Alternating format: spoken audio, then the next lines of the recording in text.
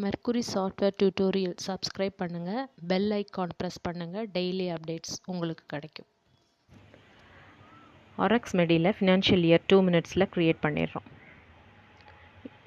இதில் கீழே year 2024 to 25 இருக்குது. இப்போ 25 to 26 க்ரியேட் பண்ணுறது எப்படின்னு பார்க்க போகிறோம். ஃபைலில் க்ளோஸ் கம்பெனி கொடுக்குறோம். அதுக்கு முன்னாடி அட்மினில் தான் லாகின் பண்ணியிருக்கிறோங்கிறத கன்ஃபார்ம் பண்ணிக்கணும். அட்மின் மட்டும்தான் வந்து நியூ ஃபினான்ஷியல் இயர் க்ரியேட் பண்ண முடியும். ஃபைலில் க்ளோஸ் கம்பெனி கொடுத்துக்குறோம்.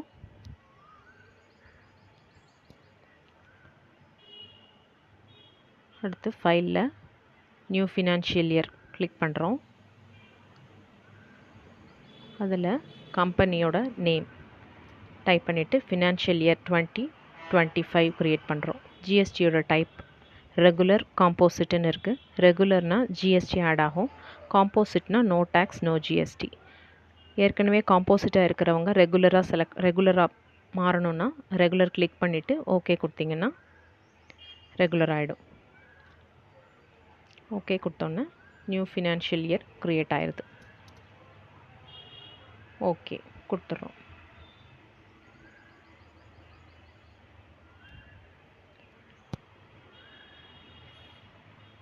ஃபைலில் ஓப்பன் கம்பெனி 2024 இருக்குது, 25 இருக்குது. நம்ம இப்போ நியூவாக க்ரியேட் ஆகிருக்கிற 25 இயரை செலக்ட் பண்ணிவிட்டு ஓகே கொடுத்துக்குறோம்.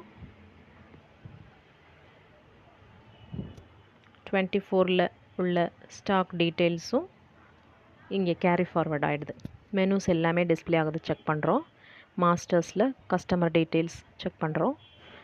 யூட்டிலிட்டிஸில் காப்பி அக்கௌண்ட் ஹெட்ஸ் கொடுத்துட்டா ஏற்கனவே உள்ள ஹெட்ஸ் எல்லாம் 2024 உள்ளது இங்கே கேரி ஃபார்வர்ட் ஆயிரும்.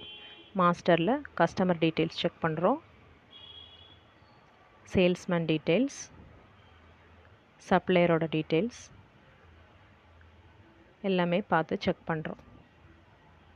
டாக்டர் டீட்டெயில்ஸ் எல்லாமே ஓல்டு டிஸ்பிளே ஆகுது. ப்ராடக்டோட டீட்டெயில்ஸ், ப்ராடக்ட் எல்லாமே டிஸ்பிளே ஆகுது.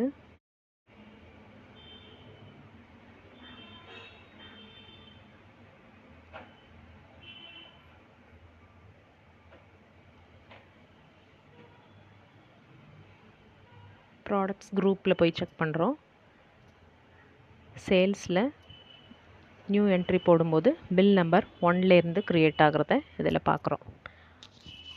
ஆர்எக்ஸ் மெடியில் நியூ ஃபினான்ஷியல் இயர் 2 மினிட்ஸில் எப்படி க்ரியேட் பண்ணிட்டோங்கிறத பார்த்துட்டோம் இன்றைக்கி. தேங்க்யூ.